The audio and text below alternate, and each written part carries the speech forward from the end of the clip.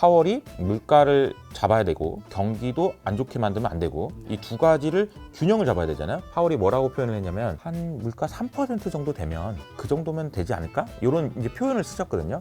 그 표현을 쓴 걸 보면 제 생각에는 아마 8월 달에는 논의가 있을 것 같습니다.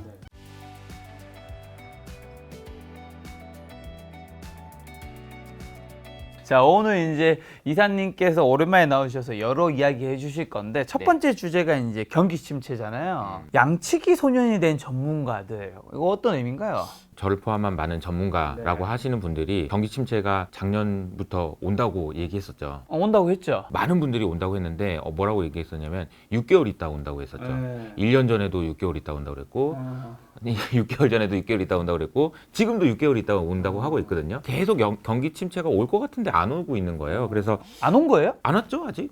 왔다고 하는 분도 있잖아요. 왔다고 하는 분도 있는데 아직 왔다고 보기에는 조금 여전히 지난주에 나왔던 고용 지표도 너무 뜨겁고 아직 이제 경기 침체라고 얘기하기에는 좀 애매한 부분도 있죠. 근데 이 경기 침체가 이제 약한 경기 침체가 있고 강한 경기 침체가 있고 뭐 또 종류가 다양해서 어떻게 보느냐에 따라 달라질 수 있긴 한데 어쨌든 지금까지는 계속 온다던 경기 침체는 왜 안 오냐. 그래서 양치기 소년이 늑대가 나타났어요 했는데 안 오고 그랬었잖아요. 그런 거랑 비슷한 거 아닌가. 그래서 이제 양치기 소년이 된 거 아니냐 이런 이야기들이 좀 있는 것 같습니다. 그런데 양치기 소년이 거짓말을 한 거랑 실제로 늑대가 오냐 안 오느냐는 또 다른 이야기긴 하죠. 뭐 양치기 소년이 거짓말을 했다고 해서 늑대가 안 온 건 아니잖아요. 왔잖아 오기는. 저도 개인적으로는 경기 침체는 올 수밖에 없다라고 생각을 하고 있습니다. 지연이 되고 있는 건데 올 수밖에 없다라고 생각을 하는데요. 지금 지연이 되고 있고 지금 현재 경기에 대한 상황을 볼 때 우리가 지난주에 나온 미국의 고용 지표를 보면은 조금 놀라워요. 뭐냐면 실업률이 너무 낮아. 3.4%가 나왔는데 이거는 52년 만에 가장 낮은 숫자거든요. 거의 이거는 완전 고용 아닌가요? 그러니까 더 이상 그러니까 너무 경기가 좋은 거예요. 고용 시장만 놓고 네. 보면 고용을 제외한 대부분이 다 안 좋은데 네. 사실 미국이 소비 중심의 국가라는 걸 감안하면 고용이 이렇게 좋은데 경기 침체가 온다라고 보기도 애매한 거죠. 그래서 지금 너무 탄탄한 경기라는 것을 보여주는 그런 지표가 아니었나라는 생각이 좀 들어요. 그래서 이 지표가 나온 이후로 저는 이렇게 표현을 드렸었는데 too hot to stop이다. 이 얘기는 뭐냐면 경기가 너무 뜨거워가지고 연준이 금리 인상을 멈추기가 좀 어려울 것 같다.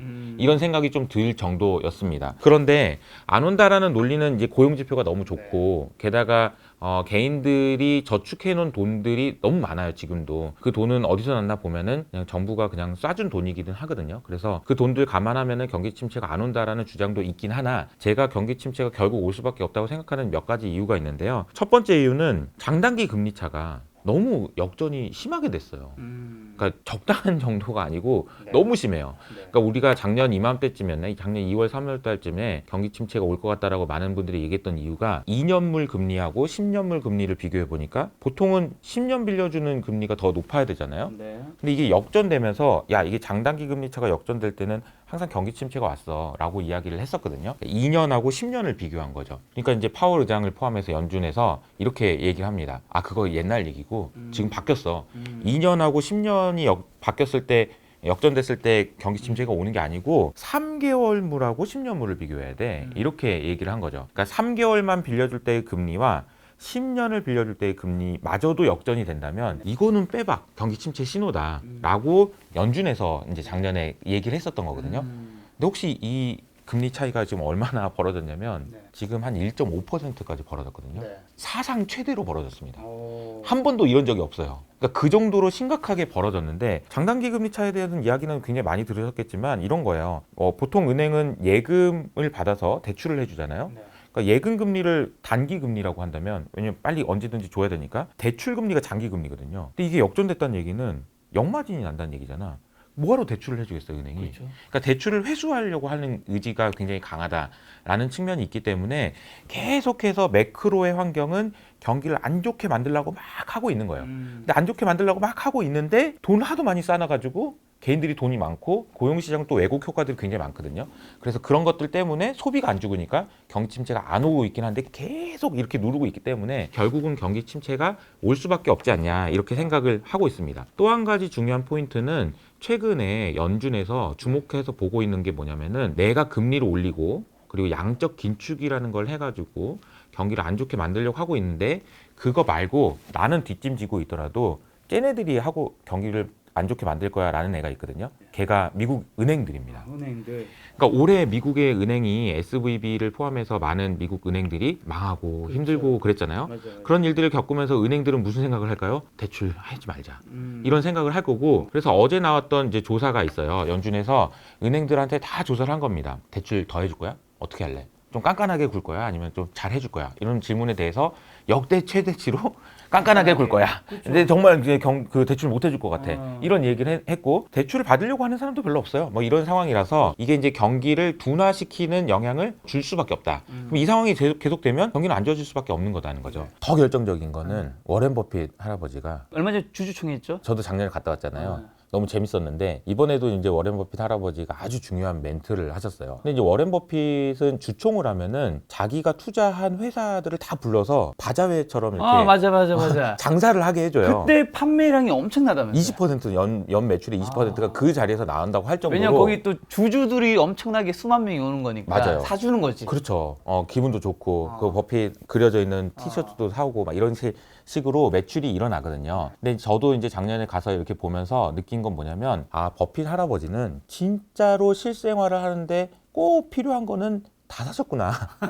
이런 생각이 들어요. 신발 만드는 회사, 그리고 밥 만드는 회사, 뭐 이게 그 자동차 회사 뭐 등등. 애플 휴대폰. 애플 휴대폰, 그리고 이제 뭐 식기들 뭐 이런 것들 있잖아요. 그러니까 이제 다 보면 잡동사니들이 다 있어요. 정말로 모든 것들이 다 있어요. 그러니까 이거는 무슨 얘기냐면, 버핏 할아버지가 투자한 기업들은 미국 경기 바로미터예요. 그러니까 바로 그냥 이 회사들이 어떻게 되는지를 알고 있는 거예요. 근데 버핏이 최대 주주인 거잖아요. 그러니까 이 회사들이 어떻게 돌아가고 있는지를 다 보고를 받을 거 그렇죠. 아닙니까? 매출량을 보고 받겠죠. 매출량도 보고 받고, 하반기 때는 어떻게 될 것 같아? 다 보고 받을 거 아니에요? 분위기가 안 좋은 거죠. 그래서 이제 버핏 할아버지가 뭐라고 얘기했냐면, 2008년 같은 기회가 또다시 올 거라고 생각한다. 기회라면 어떤? 본인한테는 기회인 거죠. 2008년 같은 기회가 또다시 나한테 찾아올 거라고 확신한다 라는 표현을 하셨고, 그래서 그때 되면은 앞으로 분명히 사람들이 나를 찾아올 거다, 이런 식으로 얘기를 하셨는데, 얼마 전에 SVB 은행이 망하고 미국의 은행이 망한다는 얘기가 나올 때 지역 은행장들의 비행기가 오마하로 이렇게 날아갔다는 그 기사 보신 적 있으신가요? 다 오마하로 날아갔어요. 할아버지 좀 도와주세요. 돈 많잖아. 나 좀 힘들어. 이런 거죠. 이런 일들이 또 있을 거라는 얘기예요. 그때는 안 도와줬거든요. 에이, 내가 안 도와줘도 괜찮잖아. 근데 아마 이제 지금 구조로 가자 보면은 아마 2008년에도 골드만삭스가 버핏 할아버지한테 가서 좀 도와주십시오. 그러니까, 야, 그래? 그러면 가격을 엄청 후려쳐가지고 알았어, 도와주고, 이런 일들이 있었거든요. 근데 그런 일들이 일어날 것 같다라고 이야기했다는 거는 가능성이 높다는 거죠. 그래서 경기 침체는 올 가능성이 높다라고 생각하는 게 맞지 않나라는 생각이 좀 듭니다. 그리고 이제 뭐 경기, 은행, 그리고 소비 뭐 이런 이야기를 했는데, 그러면 이제 변수는 뭐냐면 이제 연준이거든요. 연준이 어떻게 하느냐가 또 이제 변수예요. 보통은 연준은 두 가지를 하는데, 물가를 안정시키는 거, 물가가 너무 뜨겁지 않게, 그리고 이제 경기도 너무 안 좋아지지 않게. 그렇죠. 그래서 경기가 너무 안 좋아질 것 같으면 힘을 내라, 힘을 내, 이렇게 하고, 경기가 너무 뜨거울 것 같으면 야, 진정 좀 해라. 요거 역할하는 게 이제 연준이잖아요.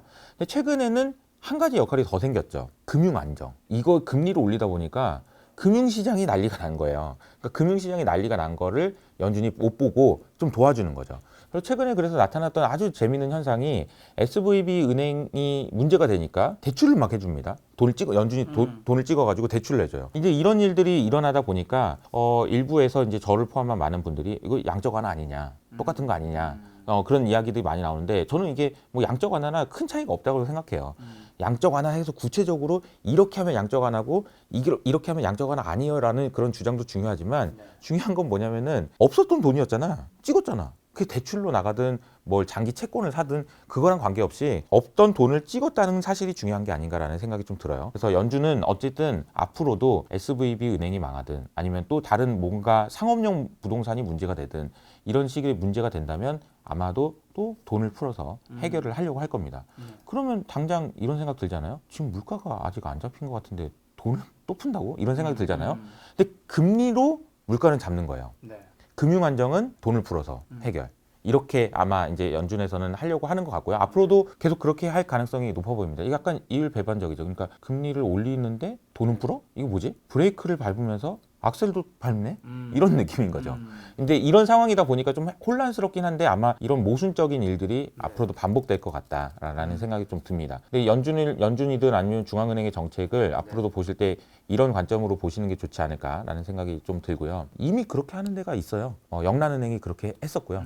우리나라 한국은행도 작년 10월 달에 레고랜드 사태 문제 됐을 때 긴급하게 유동성을 공급했잖아요. 그러니까 그런 일들을 아마도 계속 하게 될 것 같다. 그러면서 결국은 나온 돈들이 나오면은 이렇게 나오긴 나왔는데 야 경기는 저렇게 안 좋다고 그러고 뭘 사긴 사야 되는데 뭘 살까 그러다 보면 그냥 안전한 걸로 좀 안심되는 걸로 그런 식으로 돈이 몰려가는 거거든요. 그래서 돈은 저기 없어지는 게 아니고 그냥 계속 이동하고 있어요. 미국 시장에서도 MMF로 5조 원이 넘는 돈이 유입되고 그리고 최근에 보면은 애플과 마이크로소프트가 S&P 500에서 차지하는 비중이 14%까지 늘어났거든요. 10년 전에는 4%밖에 안 되던 게. 그러니까 그 얘기는 뭐냐면 우리가 미국 주식 많이 안 빠지는 것 같은데 대부분 빅테크들을 포함한 안전하다고 얘는 안 망하겠지 하는 애들만 주가가 좀 많이 올랐다라는 것도 감안해 보면 돈은 계속 움직이고 있다라는 걸 알 수 있다라는 거죠. 연준에 대한 이제 생각은 이제 일단 기본적으로 그렇게 생각을 하시는 게 좋을 것 같고 저는 개인적으로 6월달 이후가 좀 중요할 것 같다라고 생각을 해요. 왜요? 지금이 이제 5월이죠? 5월이니까 6월달에 물가가 나오는 그 시점. 오늘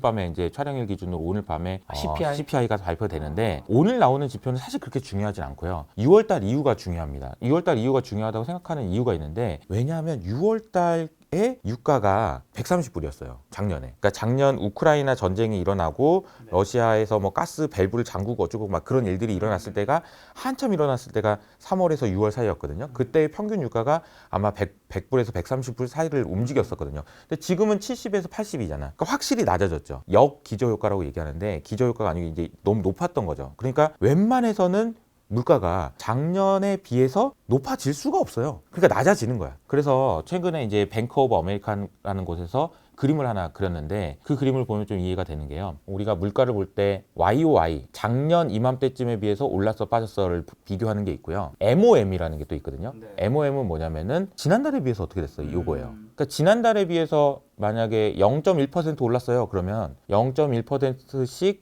매달 올라간다 치면 12를 곱하면 1.2% 1년에 오르겠네 라고 생각할 수 있는 그 기준입니다. 그러면 앞으로 물가가 0.0%씩 0.1%, 0.3% 전달에 비해서 올라가느냐를 기준으로 보면 YOY도 계산할 수가 있는데 그 그림이 이제 이 그림입니다. 이 그림의 특징이 뭐냐면은 맨 밑에 있는 1.4%라고 써 있는 게 0.0%씩. 그러니까 물가가 지금부터 하나도 안 오르는 거죠. 그렇게 되면 저런 그림이 그려지고 아주 해피한 케이스가 되겠죠. 2% 이하로 물가가 낮아지면서 드디어 물가를 잡았다. 그러면서 이제 박수를 칠 수 있는 야, 금리도 안 올려도 되겠네. 내리자. 뭐 이런 이야기가 나올 수 있는. 그런데 이게 잘 보시면 위로 올라가는 부분들이 있죠. 그러니까 3.8, 4.7, 5.5 이렇게 돼 있는 거는 매달 0.3%씩 오르는 경우, 0.4%씩 오르는 경우, 0.5%씩 오르는 경우예요. 근데 이 그림의 특징을 보면은 6월 달까지는 다 내려가요. 0.5%씩 오르든 안 오르든 6월 달까지는 내려간다는 거죠. 그리고 나서 6월 이후로 저 그림 중에서 지네발처럼 생긴 저 그림에서 어떤 방향으로 갈지에 따라서 시장이 방향이 결정될 것 같다. 그래서 6월 이후가 굉장히 좀 중요할 것 같고 그때까지는 아마 시장이 좀 뭐 박스권을 그리지 않을까 이런 생각을 좀 하고 있습니다. 그리고 연준의 목표는 또 물가는 2%잖아요. 왜 2%인지랑 그다음에 또 뭐 8월을 주목해야 된다고요? 네. 이걸 왜 2%로 정했을까요? 질문 한번 해보신 적 있으세요? 10% 안 하고 왜 2%로 했을까? 모르겠네요. 그래서 그러니까- 누군가는 전문가분들은 이제는 한 3% 정도 해도 되는 거 아니냐, 그거를 그러니까요. 변경해야 되는 거 아니냐라는 그렇죠. 의견도 있었잖아요. 맞아요. 그러니까 제가 생각할 때 2%로 정한 이유가 있는데 왜냐하면은 그게 적당한 것 같으니까 그런 거예요. 그러니까 뭔가 수식을 계산해가지고 2%야 2%로 해야 돼 라는 게 아니고 아 평상시에 이 정도면은 2%가 적당한 것 같아 라는 게 경험적으로 알게 된 건데요. 과거의 미국의 물가를 이렇게 쭉 보면은 1970년대 얘기를 우리 되게 많이 하잖아요. 1970년대에 물가가 이렇게 되면서 막 20%까지 올라가고 막 이런 때가 있었거든요. 이 물가를 잡으려고 볼커 의장님이 뭐 금리를 20%까지 올렸다는 얘기를 많이 들어보셨을 거예요. 근데 20%까지 올리고 바로 잡힌 게 아니고 이게 한동안 이렇게 됩니다. 한동안. 물가가 들쑥날쑥 했다는 거죠. 그러다가 이렇게 진정되기 시작한 게 1995년이에요. 그러니까 1970년부터 시작된 인플레이션의 그 변동 폭이 잠잠해진 게 1995년인데 그때 물가가 2.5%였어요. 그러니까 한 2% 정도 막아놓으면 괜찮을 것 같다라는 게 그때부터 타겟이 정해진 거고 그때부터 2%로 잡으려고 연준이 계속 노력을 했던 거거든요. 근데 지금은 물가가 전반적으로 높아질 가능성이 높기 때문에 3%로 올리자, 4%로 올리자라는 얘기가 아마 8월 달에 있을 잭슨홀 미팅에서부터 본격적으로 나올 것 같아요. 그 신호를 저는 이번 FOMC 회의에서 파월이 줬다라고 생각하는데 앞서 제가 말씀드렸던 파월이 물가를 잡아야 되고 경기도 안 좋게 만들면 안 되고 이 두 가지를 균형을 잡아야 되잖아요. 근데 물가가 너무 높을 때는 금리를 낮춰야 되는 거고요. 경기가 좋을 때는 또 금리를 올려야 되는 거고 약간 균형을 잡아야 되잖아요. 근데 이 균형을 잡아야 되는데 파월이 뭐라고 표현을 했냐면 한 물가 3% 정도 되면 그 정도면 되지 않을까? 이런 이제 표현을 쓰셨거든요. 그 표현을 쓴 걸 보면 제 생각에는 아마 8월 달에는 논의가 있을 것 같습니다. 아, 근데 제가 이 질문을 작가님한테 드리고 싶은 게 만약에 물가 목표를 3%로 바꾸면 주가가 오를까요? 오르는 거 아닌가요? 왜 오를까요? 왜냐하면 예전에 2%까지 가야지 금리 인하 가능성이 높아졌는데 이제 3%는 좀 부담이 덜해졌으니까. 그렇죠. 그러니까 첫 번째로 생각이 들면 야 우리가 작년 한 해 동안 금리 인상한다고 그렇게 우리를 괴롭혀가지고 이렇게 힘들었는데 물가 목표 올리면 땡큐 아니야? 그러면서 이제 야 금리도 이제 좀 내리고 그럴 수 있는 거 아니야? 이렇게 생각을 하면 좋을 수 있는데 한편으로 생각해 보면은 물가가 이제 앞으로 2%로 이렇게 가는 게 아니고 3%로 쭉 간다는 얘기는 명목 금리는 계속 좀 더 높은 금리가 유지될 거잖아요. 근데 금리가 높다는 얘기는 밸류에이션으로 따졌을 때 주가는 낮을 수 있거든요. 그런 측면에서 보면은 주가가 빠질 수 있는 논리기도 해요. 그리고 또 한 가지는 이게 제가 이제 뭐 비율을 이게 적당한 비율인지는 잘 모르겠는데 연준이 금리를 올려서라도 인플레이션을 잡는 거를 열심히 공부해서 서울대를 가겠다는 거랑 비율을 한번 해보면 열심히 금리를 올리다가 SVB도 문제 나고 경기 침체도 나고 그래서 못 올리는 거잖아요. 서울대는 가고 싶고 물가는 잡고 싶고 그래서 아마 물가를 잡겠다고 얘기하다가 2%를 3%로 바꾼다는 얘기는 서울대를 포기하는 거랑 똑같은 거 아닌가. 인서울도 괜찮은 거 아닌가. 이런 식으로 이제 파월이 얘기한 거 아니냐는 거죠. 그럼 굉장히 혼란스러울 수 있습니다. 아, 저희 목표 바꾸네. 그러면 한 번이 어렵지 뭐 계속 되는 거 아니야? 이런 생각도 할 수 있는 거고요. 그래서 약간 혼란이 있을 수 있다. 그래서 여름에 혼란스러운 상황이 좀 있을 수도 있다라는 생각은 하셔야 될 것 같습니다. 인서울 하셨나요? 네.